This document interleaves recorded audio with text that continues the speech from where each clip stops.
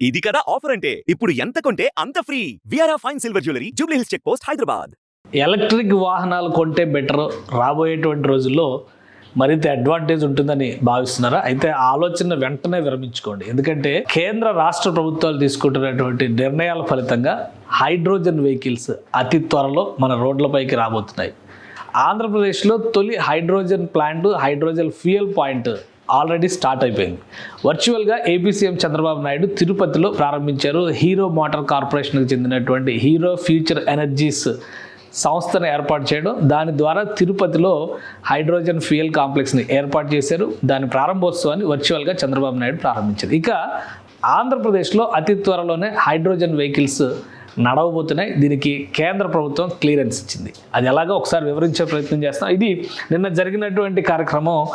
Hero motor కార్పొరేషన్కి చెందినటువంటి sister concern ఇది హీరో ఫ్యూచర్ ఎనర్జీస్ సంస్థ తిరుపతిలో ఏర్పాటు చేసినటువంటి హైడ్రోజన్ ఫ్యూయల్ కాంప్లెక్స్ని ఓపెన్ చేసినటువంటి సంస్థ. దాదాపు 1000 కోట్ల రూపాయలు ఇన్వెస్ట్మెంట్స్ పెట్టారు.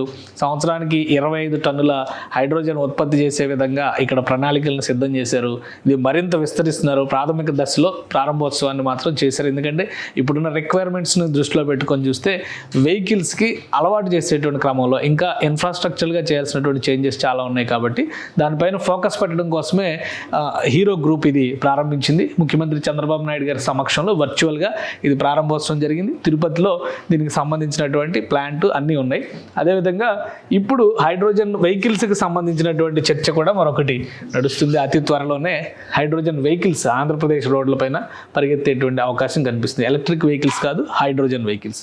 ఇది చంద్రబాబు నాయుడు చేసినటువంటి ట్వీట్. ఇందులో వివరించారు ఏపీ సీఎం చంద్రబాబు నాయుడు 160 గిగావాట్ల రెన్యూవబుల్ ఎనర్జీ కెపాసిటీ రాష్ట్రంలో ఉత్పత్తి జరిగే విధంగా ప్రణాళికలు చేయాలనేటువంటి ఆలోచన. అంటే 10 లక్షల కోట్ల ఇన్వెస్ట్మెంట్స్ ఆకర్షించాలనేది ప్రణాళిక. అయితే ఈ గ్రీన్ హైడ్రోజన్కి సంబంధించి 2 రకాల వెహికల్స్ ఉంటాయి. ఎందుకంటే ఇప్పుడు మనం ఎలక్ట్రిక్ వెహికల్స్లో ఏ విధంగా అయితే సెల్ బేస్డ్ అంటే బ్యాటరీ బేస్డ్గా వాడుతున్నామో, గ్రీన్ హైడ్రోజన్ పవర్తో నడిచేటువంటి బ్యాటరీ బేస్డ్ వెహికల్స్ ఒక రకం అయితే, మరొక రకం వచ్చేసి మామూలుగా ఫ్యూయల్ పాయింట్ ఎట్లయితే మనం ఫ్యూయల్ ఫిల్ చేసుకుని ఉపయోగిస్తామో అదే తరహాలో తరహాలో ఫిల్ చేసుకుని ఉపయోగించే గ్యాస్. ఇప్పుడు సిబిజికి సంబంధించి కంప్రెస్డ్ బయోగ్యాస్లు కానీ, సిఎన్జి కంప్రెస్డ్ న్యాచురల్ గ్యాస్ని కానీ ఉపయోగించి ఎలా అయితే చేస్తున్నాం అటువంటి 2 రకాల మోడల్స్ వెహికల్స్ వస్తాయి.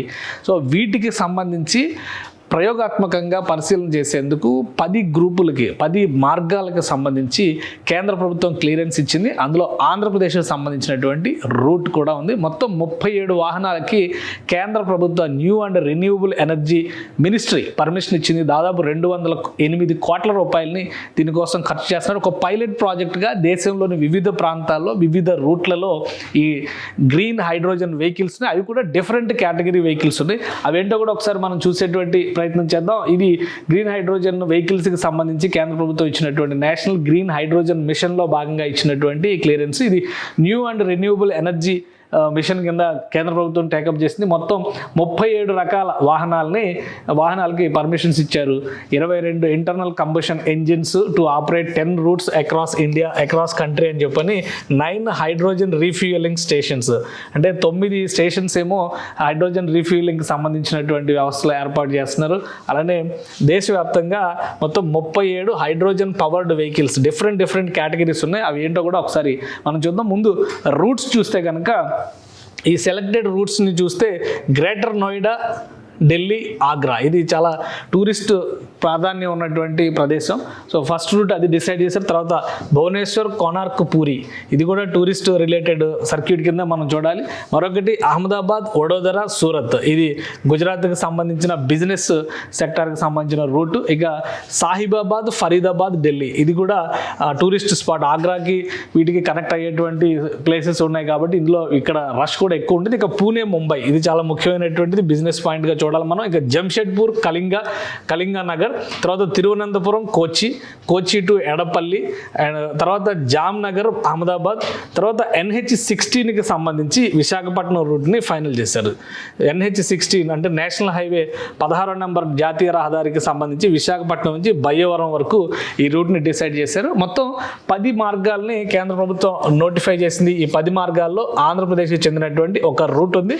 విశాఖపట్నాన్ని ఎంచుకోవడానికి కూడా ఒక ప్రధానమైన కారణం. ఎందుకంటే అక్కడ గ్రీన్ హైడ్రోజన్ హబ్ని నెలకొల్పింది రాష్ట్ర ప్రభుత్వం, కేంద్ర ప్రభుత్వం దానికి సంబంధించినటువంటి భూమి పూజ జరిగింది. అతి త్వరలో దాన్ని వినియోగంలోకి తీసుకొచ్చేటువంటి ప్రణాళికల్ని సిద్ధం చేస్తుంది. అలానే దీని ఆపరేషన్స్కి సంబంధించి కూడా పెద్ద పెద్ద కంపెనీలకు అవకాశం ఇచ్చారు. టాటా మోటార్స్, రిలయన్స్ ఇండస్ట్రీస్, ఎన్టీపీసీ, అశోక్ లేలాండ్, అలానే హెచ్పిసిఎల్, బీపీసీఎల్, ఐఓసిఎల్ అంటే అన్ని పెట్రోలియం కంపెనీలు, ప్రధానమైన 3 పెట్రోలియం కంపెనీలకు కూడా ఇక్కడ అవకాశం వచ్చింది. Agency for new and renewable energy research and technology. So ఈ సంస్థలకి ఆపరేషన్స్ సంబంధించినటువంటి బాధ్యతని ఇచ్చారు. మొత్తం 18 to 24 months దీనికి సంబంధించినటువంటి పైలట్ ప్రాజెక్ట్ ఎగ్జామినేషన్స్. ఎందుకంటే ఈ కొత్త రకం వెహికల్స్ వినియోగించేటప్పుడు వచ్చేటువంటి సమస్యలు కావచ్చు, ఇంజన్లు పనితీరు విషయంలో, ఎందుకంటే కొన్ని కంపెనీలు ఆల్రెడీ తమదైనటువంటి ప్రోడక్ట్స్ని డెవలప్ చేసే R&D విభాగాల ద్వారా టాటా మోటార్స్ సొంత హైడ్రోజన్ ఇంజిన్ని తయారు చేసింది.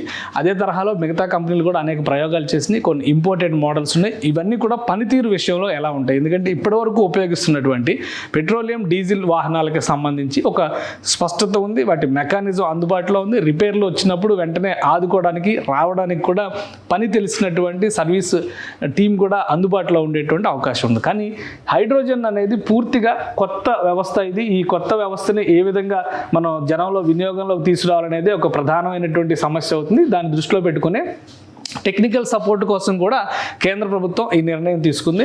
సో ప్రధానమైనటువంటి రూల్ అంటే NH-16లో విశాఖపట్నం నుంచి భయవరం వరకు వెళ్ళేటువంటి రూట్లో ఏదైనా ప్రాబ్లమ్స్ వస్తాయి. ఇందులో ఇంకొకటి అంటే ట్రక్లు ఉన్నాయి, బస్సులు ఉన్నాయి, ఇండివిజువల్ వెహికల్స్ తరహా కూడా ఉన్నాయి. సో ఇవన్నీ కూడా ఎక్స్పెరిమెంటల్గా ఈ మార్గాల్లో నడుస్తాయి. ప్రధానంగా ఈ ట్రక్కులు, బస్సుల ద్వారానే ప్రయోగాలు చేస్తుంది. అన్నీ కూడా టూరిజం సర్క్యూట్ రిలేటెడ్ మార్గాలనే కేంద్ర ప్రభుత్వం ఎంచుకుంది. దానికి ప్రధానమైనటువంటి కారణం ఏంటంటే హెవీ వెహికల్స్ ఆపరేట్ చేసేటప్పుడు ఈ గ్రీన్ హైడ్రోజన్కి సంబంధించినటువంటి ఇంజన్లు ఏ విధంగా పనిచేస్తాయి. అలానే ఇందులో 2 రకాల వెహికల్స్ని కూడా ఉపయోగిస్తున్నారు.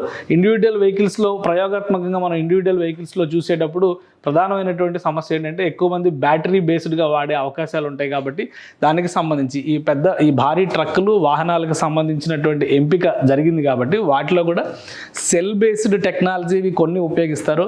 అలానే ఫ్యూయల్ నింపుకుని నడిపేటువంటి వాహనాల టెక్నాలజీని కూడా కొన్నిటిని ఉపయోగిస్తారు. సో ఈ ప్రయోగాలన్నీ కనుక సక్సెస్ఫుల్గా నడిస్తే గ్రీన్ హైడ్రోజన్ వాహనాలు అంటే ఈ భారీ బస్సుల దగ్గర నుంచి ప్రయాణికులకి సంబంధించి అంటే సామూహిక ప్రయాణానికి సంబంధించి పబ్లిక్ ట్రాన్స్పోర్ట్కి సంబంధించినటువంటి వ్యవస్థల్ని ప్రధానంగా పర్యావరణ పరిరక్షణ కోసం కేంద్ర ప్రభుత్వం దేశవ్యాప్తంగా ఇంట్రడ్యూస్ చేసేటువంటి అవకాశం ఉంది. సో ఈ ఫార్ములా కనుక సక్సెస్ అయితే నెక్స్ట్ ఇండివిజువల్ వెహికల్స్, పర్సనల్ వెహికల్స్లో కూడా మనం చొరబడవచ్చు. ఎందుకంటే చాలా కంపెనీలు ఇందులో ప్రయోగాలు చేస్తున్నాయి. టొయోటా లాంటి, హుండాయ్ లాంటి, టాటా మోటార్స్ లాంటి, అలానే మారుతి సుజుకి కంపెనీ కూడా ఇటీవలే గ్రీన్ హైడ్రోజన్ ఎక్స్పెరిమెంట్స్ ప్రారంభించింది. ఫుల్ ఫ్లెడ్జ్డ్గా బ్యాటరీ వెహికల్స్, ఈవీ వెహికల్స్ పైన కూడా లాంచ్ చేసేటువంటి ప్రయత్నాలు జరుగుతున్నాయి. ఒకవేళ ఈవీ టెక్నాలజీ కనుక లాంచ్ అయినా కానీ దాన్ని కన్వర్షన్ చేసుకోవడం, ఆ బ్యాటరీని కన్వర్షన్ చేసుకోవడం ఎలా అనే దాని మీద కూడా ప్రయోగాలు జరుగుతున్నాయి. ఇప్పుడు ఉన్నటువంటి పెట్రోలియం, డీజిల్ ఇంజన్స్ని రీప్లేస్మెంట్, ఎందుకంటే గతంలో మనం చూసేవాళ్ళం గ్యాస్ ఇంజన్స్, సిఎన్జి ఇంజన్స్ ఎట్లయితే పెట్టుకునేటువంటి వెసులుబాటు, ఆ కిట్స్ ఇన్స్టాల్ చేసేటువంటి ఫెసిలిటీ ఉండేదో ఆ తరహాలో ప్రస్తుతం నడుస్తున్నటువంటి వెహికల్ని రీప్లేస్మెంట్ చేయడం ఎలా అనే దాని మీద కూడా కేంద్ర ప్రభుత్వం ప్రయోగాలు చేస్తుంది. వివిధ సంస్థలతో, వివిధ రీసెర్చ్ గ్రూపులు దీనిపైన వర్క్ చేస్తున్నాయి. కాబట్టి ఎక్స్పెరిమెంటల్గా వినియోగానికి సంబంధించి ఒక క్లారిటీ వచ్చిందనేటువంటి విషయాన్ని దృష్టిలో పెట్టుకొని కేంద్ర ప్రభుత్వం ఈ నిర్ణయం తీసుకుంది. ప్రయోగాత్మకంగా ఈ రూట్లను సెలెక్ట్ చేసింది. కనీసం 18 నెలల నుంచి 24 నెలలు అంటే 2 సంవత్సరాల పాటు ఈ వాహనాలు నడుస్తాయి. అందులో ఉండేటువంటి సమస్యల్ని తెలుసుకునేటువంటి ప్రయత్నం చేస్తారు. దీనికోసం ప్రత్యేకంగా 208 కోట్ల రూపాయల బడ్జెట్ను కూడా కేటాయించింది. ఈ ఫార్ములా కనుక సక్సెస్ అయితే దేశవ్యాప్తంగా విస్తరిస్తుంది. అదేవిధంగా దేశంలో రవాణా రంగంలో గ్రీన్ హైడ్రోజన్ ప్రముఖ పాత్ర పోషించేటువంటి అవకాశం ఉంటుంది. ఆంధ్రప్రదేశ్ సీఎం చెప్పినట్టుగా రాబోయేటువంటి 5 ఏళ్లలో గ్రీన్ హైడ్రోజన్ స్పేస్ కనుక పెరిగితే ప్రొడక్షన్కి సంబంధించి కానీ, ఇన్వెస్ట్మెంట్స్కి సంబంధించి కానీ ఏపీలో పెద్ద ఎత్తున అవకాశాలు వస్తాయనేటువంటి ఆలోచన చేస్తున్నారు. ఆ దిశగా కేంద్ర ప్రభుత్వం గ్రీన్ హైడ్రోజన్ మిషన్ కూడా రన్ చేస్తుంది.